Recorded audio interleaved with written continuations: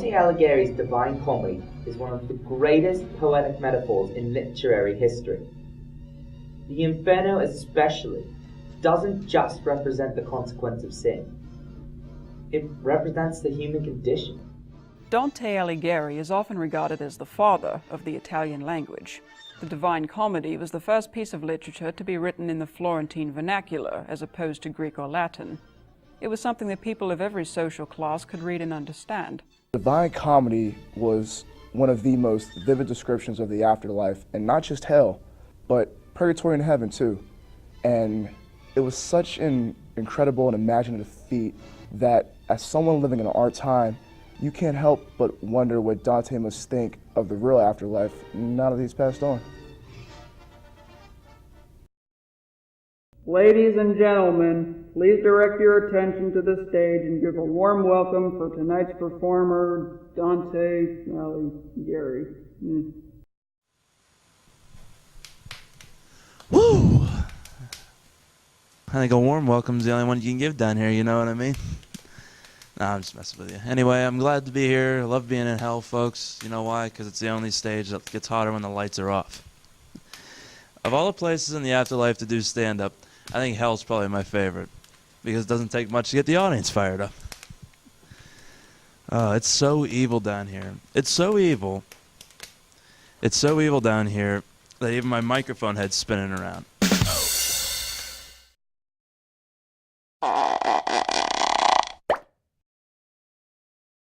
Hello everyone, my name is Virgil, famed Roman poet, philosopher, and full-time hell tour guide, and sometimes part-time nursing home assistant. There's a lot of old people in limbo. You'd be very, very surprised. Anyway, that's beside the point. The real reason why we're here is for my good friend Dante Alighieri, who's known on Earth for his famed poem, The Divine Comedy, which featured a certain wise, dashing Roman mentor. Here in the afterlife, though, we've come to know him as something completely different. A stand-up comedian.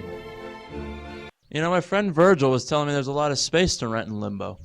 And the prices do look really good. The only thing is, I don't know if I could get comfortable in those houses. I mean, they're only built 3 feet tall because everyone in limbo walks around like this. How low can you go? What led to this sudden transformation? Why would one of history's most serious and distinguished writers decide to change his career so drastically? There are questions Mr. Alighieri himself cannot answer. So as a service to his countless critics, admirers, and fellow literary icons, I have taken it upon myself to solve this great mystery. And also to get out of my part-time job, but that's also beside the point. Don't tell anyone. So let's start with the basics, Dante. How did you get involved in stand-up, and how is that going for you right now? Actually, I'm one of the only 2 famous writers to go straight to heaven. The other one was Oscar Wilde, of course. And I gotta say, as an insider, it is really, really boring up there. I mean, you live in a place where there's absolutely no day-to-day conflicts whatsoever, and the only thing you can do with your time is sit around on a cloud and let your mind wander. So then one day I'm walking around and joking about the 24-hour harp players, you know, and my girlfriend Beatrice says, "Why don't you just take your whining somewhere else?" So I did. I went on tour. And now you're performing on stages all over the afterlife? Well, yeah. I mean, let's be honest here. The further down from heaven you go, the more annoying and bizarre things are to comment on. Thank you, ladies and gentlemen. I'm glad to be here in Purgatory tonight. Had a hell of a time getting here, though. Big crowd tonight. Anybody getting cured for envy? I am! So I guess it doesn't matter you have a bad seat. No, I'm just messing with you. I have nothing against people with their eyes sewn shut. Everybody who reads my poetry tries to sew their eyes shut. So what do other writers think of your move to stand-up? Well, I've gotten mixed reviews. I mean, sure, some writers like my stand-up. You like it. But, you know, some don't. Oh yeah, I love Dante Alighieri. He's my favorite comedian, hands down. You know, not many people can do a complete 180 like him and still be influential. The boy's a real talent. And how many times have you seen his act? Are you mocking me? He has neither heat, affection, limb, nor beauty that make his riches pleasant. Were the fountain of his mind clear again, I wouldn't want an ass at it. Oi, he's making a mockery of his own works. He's humiliating the whole literary community. Leave me alone. My biggest problem with Dante doing stand-up comedy is that he's overexposing himself, and that could seriously hurt his career. You know, a lot of people ask me, why'd you go back to Earth after the first time you visited the afterlife? I'll tell you. Because all three places wouldn't let me stay. Hell said I wasn't bad enough, purgatory was full, and you guys in heaven don't let politicians in. What do you think of Dante's stand-up act? It sounds radical, man. Have you seen it? No, dude. Oh my God, Dante. Isn't he a little charmer? He's the cutest. Italian's in this year. I call him my little Olive Garden because he seems to be everywhere these days, and I'd love to see his Olive Garden, if you know what I mean. There's a rumor going around purgatory that you can get your sentence reduced if you see Dante for an hour.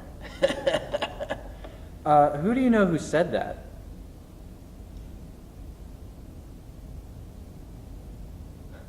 I think it's just me, man. So what did Ernest Hemingway say about my stand-up?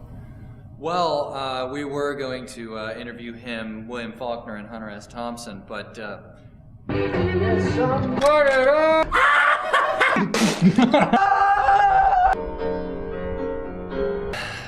didn't quite pan out. So how did I end up in heaven when I actually died? Well, according to the big man, my girlfriend Beatrice and the Virgin Mary actually both put in a good word for me.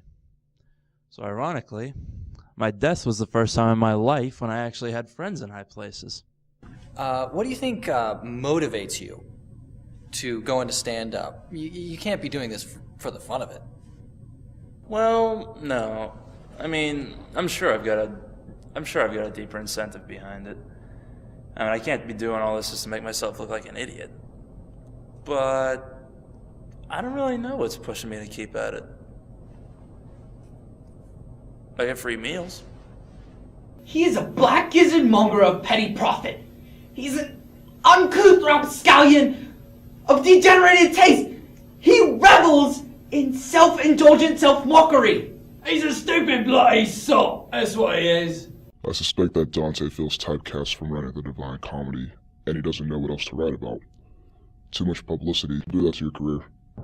Get out of my house.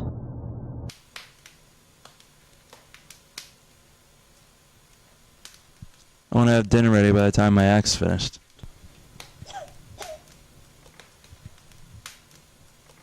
You know, I actually get most of my material from my original Divine Comedy notes. Looking back on them, I gave Hell and Purgatory some pretty detailed descriptions. I didn't really see the humor in them like I do now. I mean, I guess it wouldn't have hurt to try to see the humor, right? Yeah, I mean, everything's funnier in retrospect. You know, when we went down there and all the way, well, I didn't, you know. I got to the excommunicated part, but that was about it. But, you know, looking back on it now, I find it hilarious. You know,